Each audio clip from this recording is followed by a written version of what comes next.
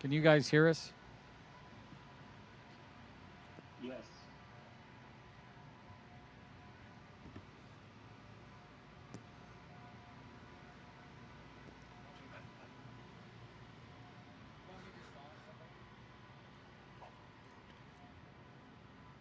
Hey, how you doing? Okay, good. Got it. And with that, Tim Booth, you have a question? Yeah, Pete. We just saw that you guys have activated Greg Olson to return to practice. What's the plan and prognosis with him for this week and probably in the next week? He's made an extraordinary recovery to get to this right now, so we're going to practice him during the week and see what happens. See how he does.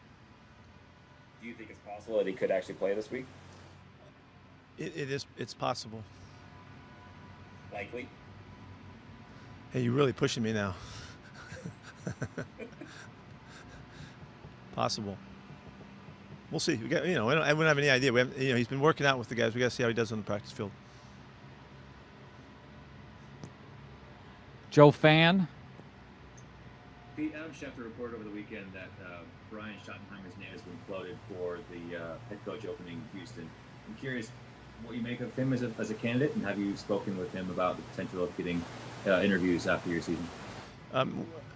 I think he's an incredible candidate. I think he's exactly what coaches or owners are looking for. He's been around. He's been in charge. He commands the whole team with his leadership. He's got great background. I say that because I know he's been through our program for enough years that I know that he's got his philosophy in order. He's got his approach and how he would do it because we've worked on all that stuff, and so he's ready to go. We haven't talked about it this time around yet, but we've talked about it in the past, and I did hear that like yesterday or something like that maybe there's something up. So see what happens. Corbin Smith. Hey, Pete, Washington has spent a lot of draft capital on their defensive line the last few years, 3 straight years with first-round picks on the defensive line. Deron Payne, Montez Sweat, and this year Chase Young. What about each of those 3 players concerns you the most going into this game, especially considering Brandon Shell's uncertain status? Yeah, it's really the whole unit that really makes this thing move. They're just loaded. They're able to play a lot of base defense and be really effective with their 4-man rush, but also how they play the run too. And it's built around those guys, and it's a real challenge to have that kind of quality on the edge. Just makes such a difference, and Jack knows what he's doing with making those guys available for a lot of outside edge type rushing. It's what all the coaches are looking for. Michael Sean Dugar. Hey, Pete, what kind of challenge has it been not having the secondary that you were practicing with all through training camp? Well, I think it's been a challenge the whole time in a sense because we never have really been able to really benefit from the continuity that you could have. You can see how much better we are, playing together at this point now. To have those guys together the whole time would have helped. But we've had a lot of guys step in and do a nice job, and I like the way our guys are playing right now. If Quentin can play, would he just go right back in on the right side? I got to see how he works and during the week and all that, but I'm hoping he would be available. Thanks. Bob Condotta.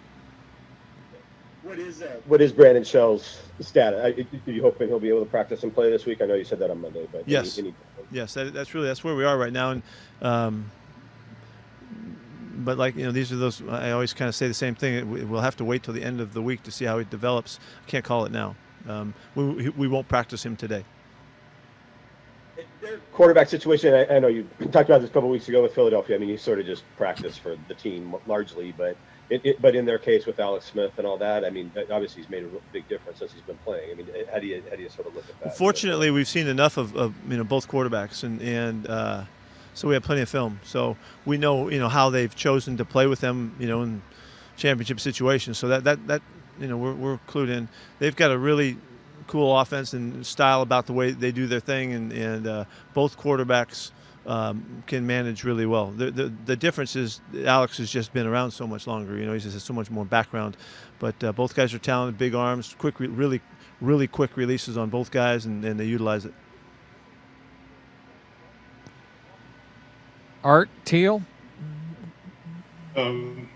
Pete, obviously Washington's got two of the best human interest stories, maybe for a long time in the NFL with Alex Smith and Ron Rivera. And Ron said there is something a little bit to the fact that nobody on his team wants to get caught working less hard than those two guys. And I'm just wondering from your experience about having people around like that and what kind of a difference it might make to the attitude that each player brings to the game. Yeah, I mean, I don't know how you could have a more inspiring, story ongoing, than they have, and I mean, that's just like you said, it's a human interest. Everybody can relate to what they're going through and what they pulled off.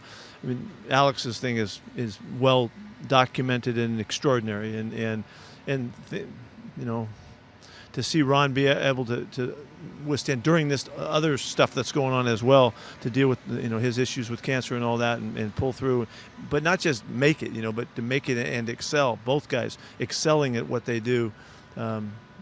It's just as good as it gets in terms of inspiration and I'm sure motivation for a lot of people that are trying to make it through a lot of hard stuff. Both those guys have come across with such feeling and empathy and for others and willingness to share their story and all of that it's really powerful. Masvita. Hey, Pete, I had two questions, one football, one non-football. The football question is just, you alluded to this.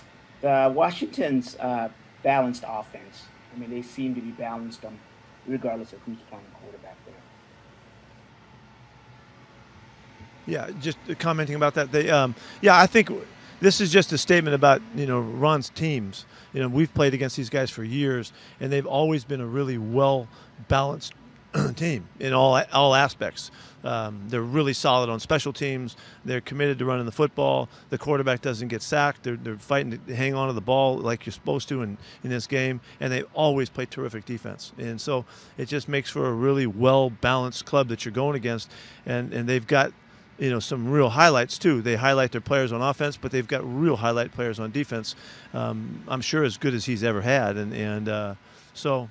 They're a dangerous club, and the fact that they started like they did, I think, just fuels them to where they are now. This team's on fire right now.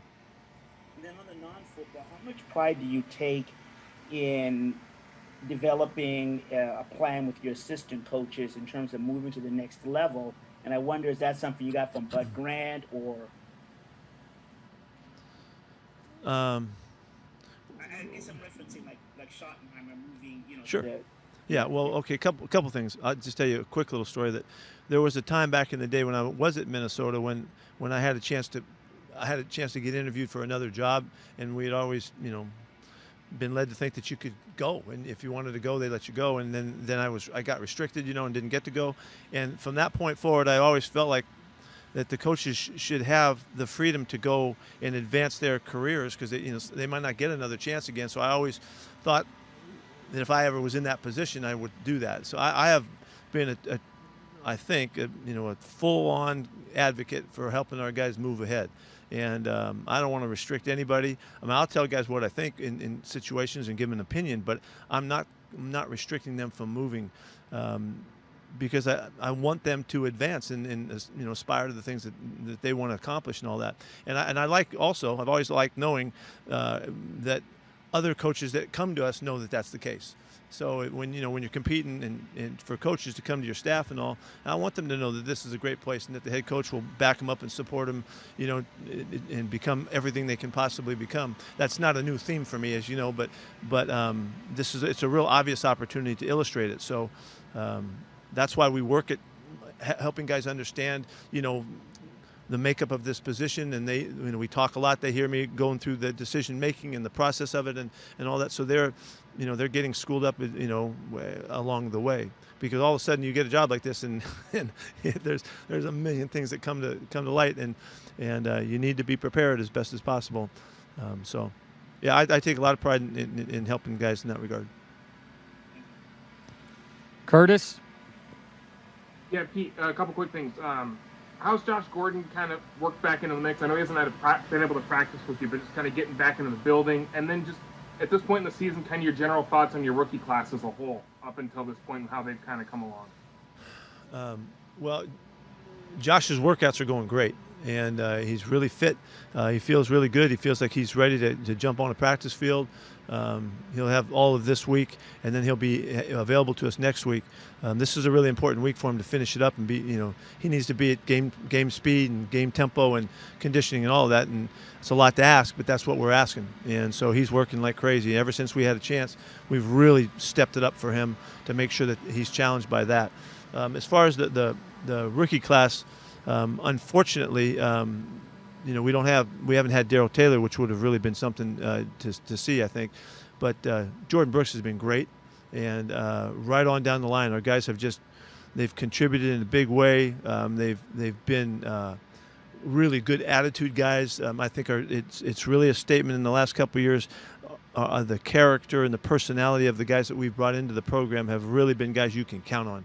I mean, they've given you that feeling. Freddie Swain and DJ, those guys have been remarkable additions to our team that they could hold their own and play from day one without preseason and all the rest. I just think it's been a really good group, and we're very fortunate that they're contributing and part of it. John Boyle?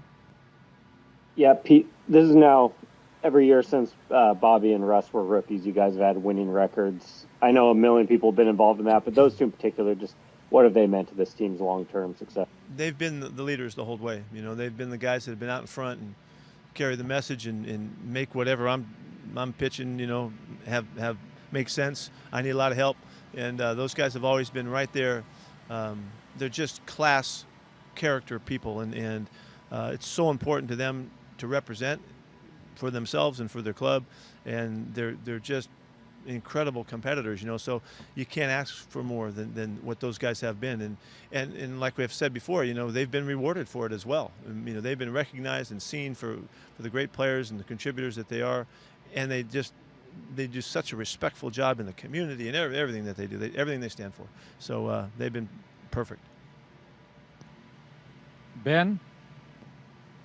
Hey, Pete, Terry McLaurin was in DK Metcalf's draft class. Just how impressive of a wide receiver do you think he is? I mean, he's a different kind of receiver than DK, but, he gets it done too. Yeah, he's really good. We really liked him. And because of his toughness and playmaking, he has great speed, just a stud of a guy and a great kid. So we like the heck out of him coming out. I'm not surprised. He was one of the guys I felt really confident in that if we put him on our club, he would be a terrific player. He's their guy, and he's legit. He's doing a great job.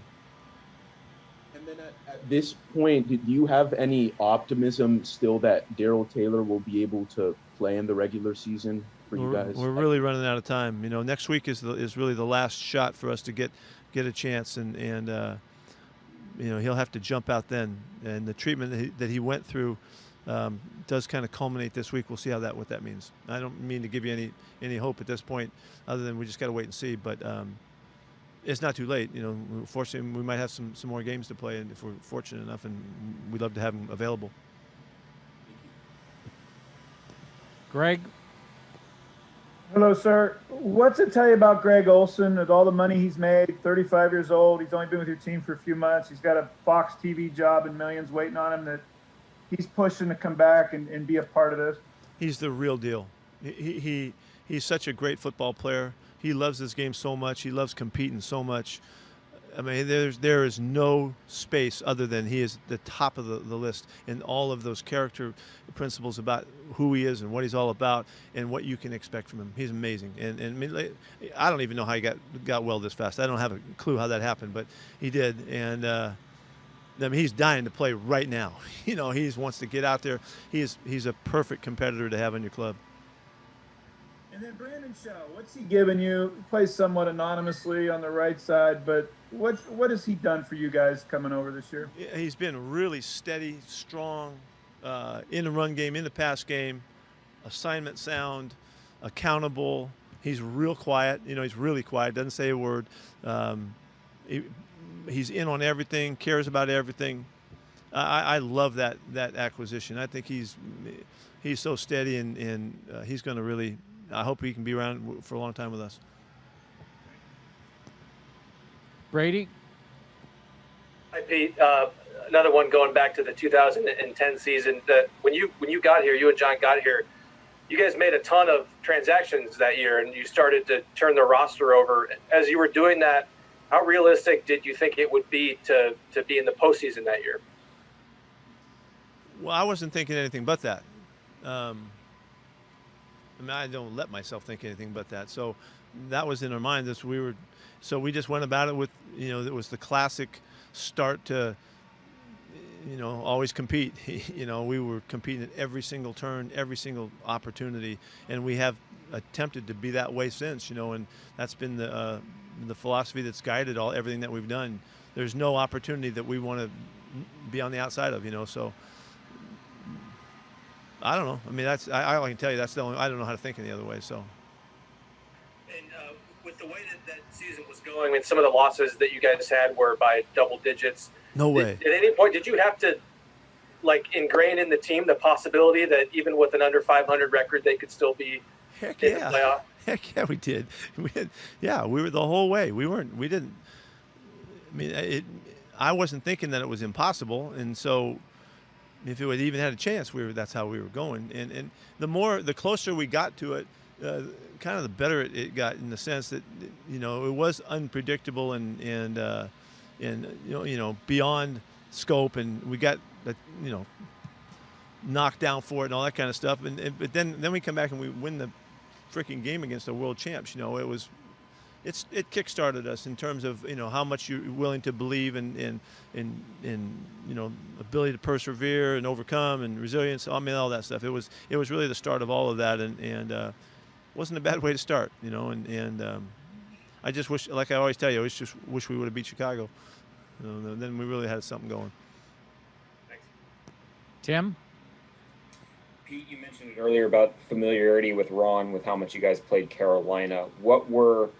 With all those games, what were some of the characteristics that stood out about the Panthers? And then do you see some of those characteristics developing when you watch Washington? Absolutely. Yeah. This you can tell this is Ron's team. And in all ways, the balance, the creativity on offense, the aggressive defense, the commitment to the 4-3, pressuring on the edges with their DBs and their linebackers. Really solid kicking game. All of our games, it seemed like everyone was a dogfight all those years. It seemed like we always had to go play in Carolina, but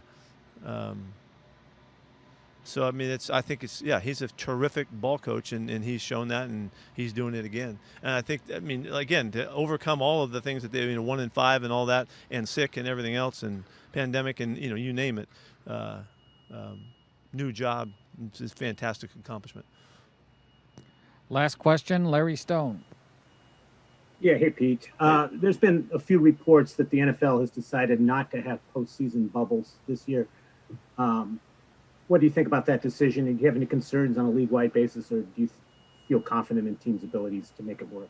Yeah, I totally agree with that, and have spoken out about that. I really think that that's the way it should go. If you've gotten this far, then you should do it the way you've been doing it. Who's to say that they're going to take you somewhere else and it's going to be better? And all along it's been on the clubs. Just like it was on the states. Well, it's been on the clubs the whole time to figure it out, and the league has supported us well and stayed with it. And if for this far, we should keep doing what we're doing and try to finish it off. Okay, thank you, everyone. Bobby's right up.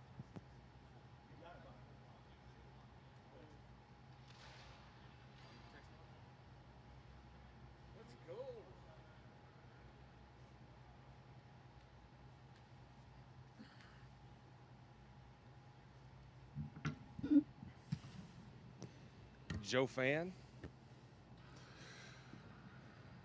So, Bobby, I'm curious if you and KJ have had any conversations of what might happen beyond this year, if there's been any sort of conversation that this might be the last ride, where his head's at, and if you could imagine potentially one day not having him next to you? Nah, we haven't had that conversation. I think we kind of just been focused on this year and trying to, kind of make it the best that we could possibly make it, and then kind of worry about the business stuff after. It's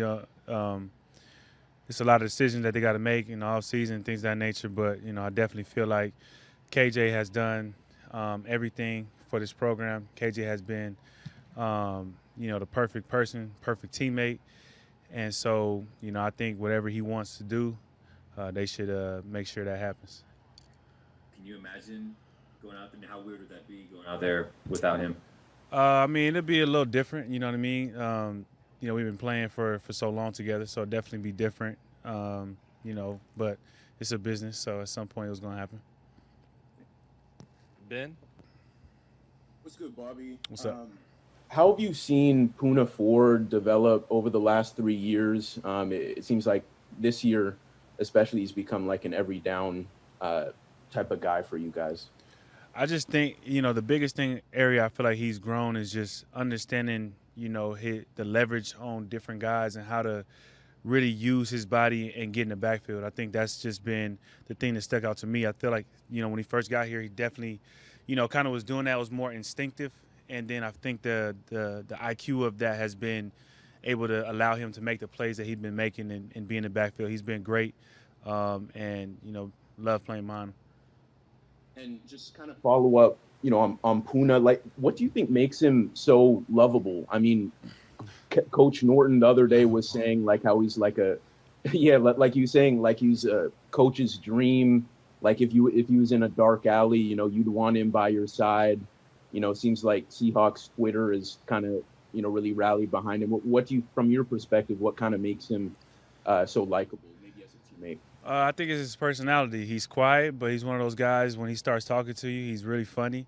And then like Coach Norton said, he's a guy that, has your back, regardless. So he don't have to say no words the moment that you want him to, ride with you, he does. So I think that's just him.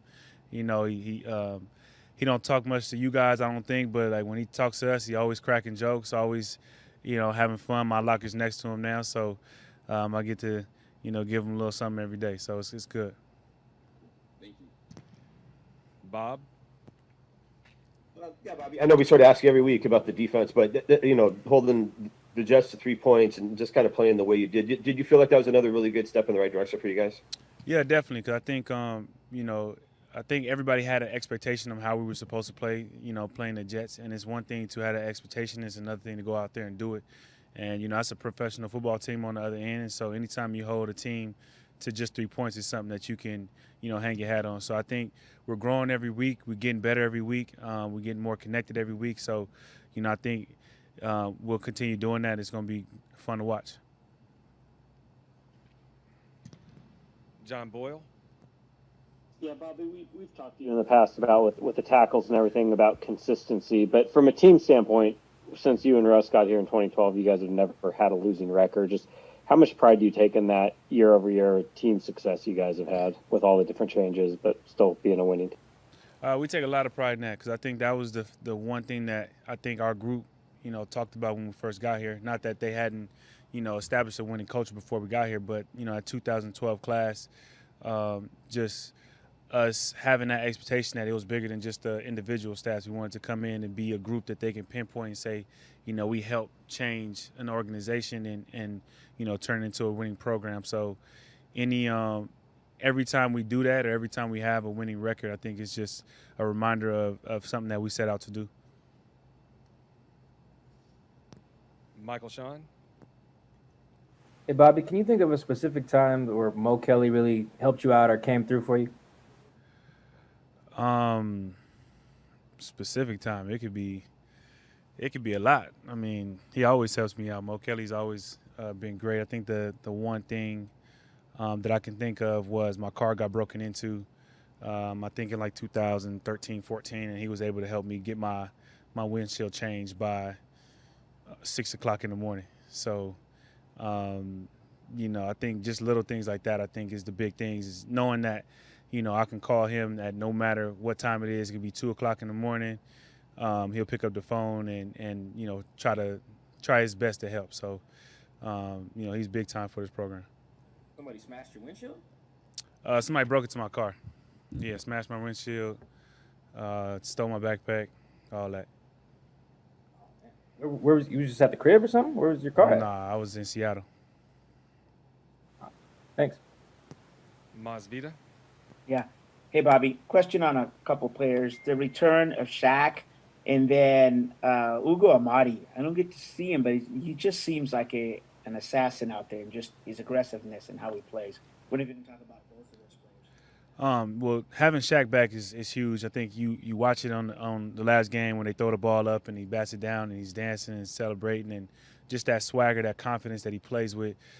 Just knowing you have a corner like that on your team is a blessing. And Ugo's just, he's just extremely smart. And I think, the position that he plays at nickel is you have to be extremely smart, not only from the pass perspective, but, teams try to get you in the run fit, and he's not afraid to get in the run fit. He'll come in and make tackles and make plays. And so, I've enjoyed his growth since he's gotten here. Thanks. Curtis. Yeah, Bobby, you played against Greg Olsen seemingly every year you guys would play the Panthers. Now that he's been a part of your roster here, he's been hurt and working to get back the way he has. What stood out to you most about him, the player that he still is at 35, and what he's brought to you guys this season?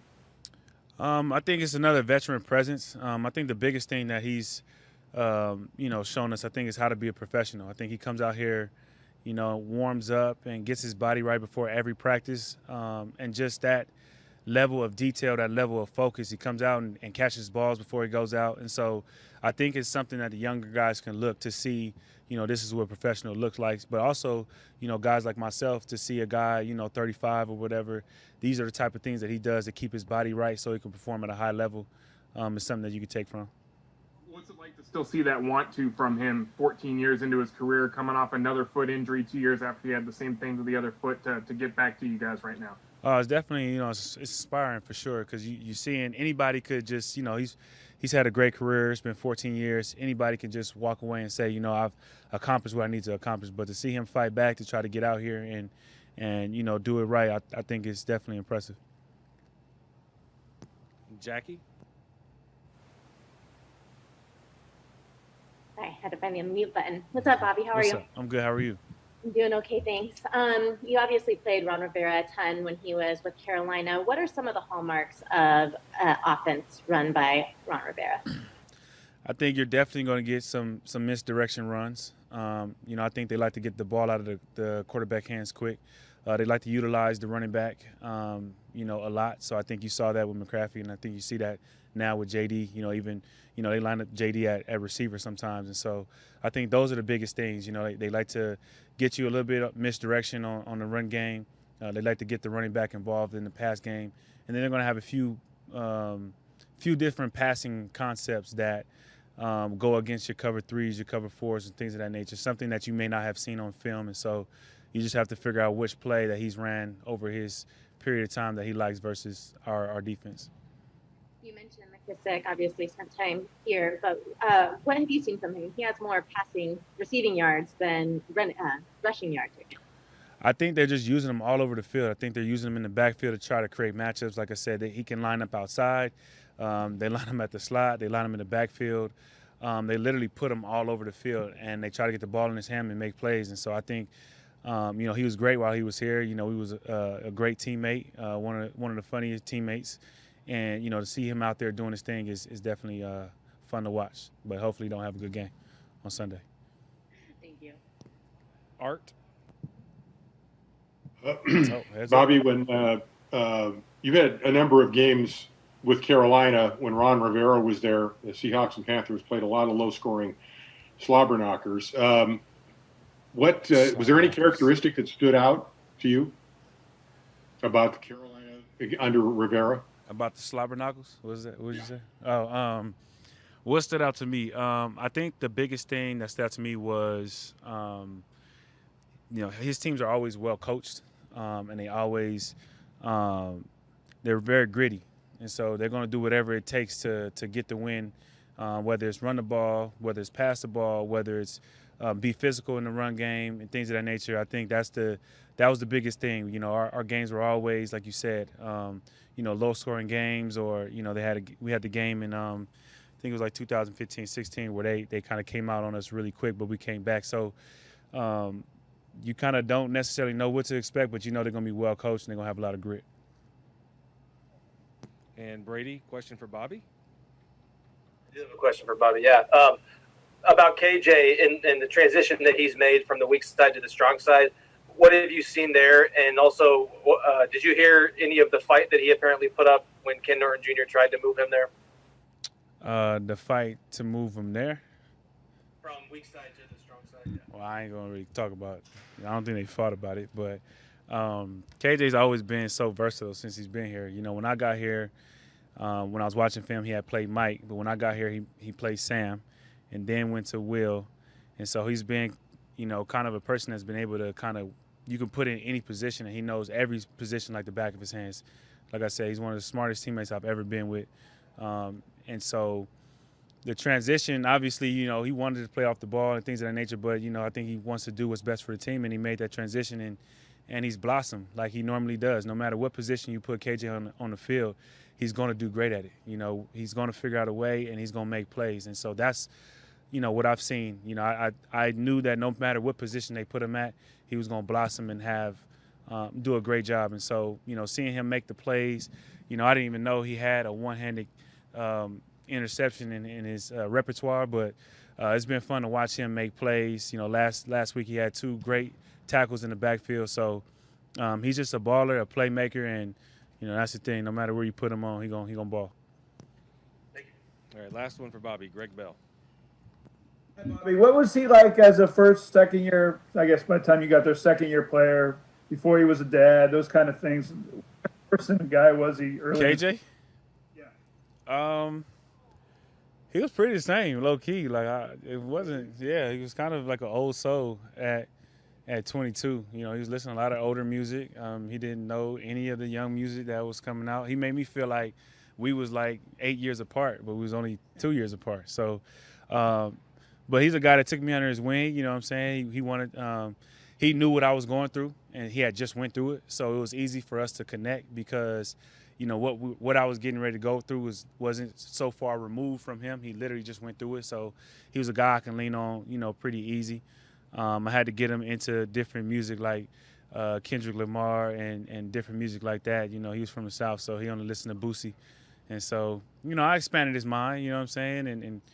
And I think he's grown from that.